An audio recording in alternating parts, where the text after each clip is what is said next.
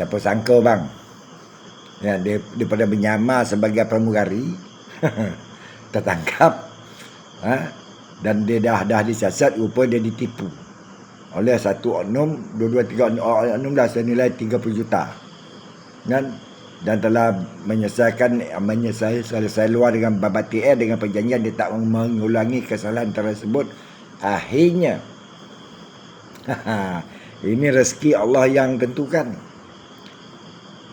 Pihak pengarah Garuda Air telah memanggil dia, bos Garuda Air telah memanggil dia mengikuti kursus pramugari untuk Garuda Air secara percuma. Dan akhirnya beliau sekarang ini telah diserahkan sebagai pramugari dengan Garuda Air.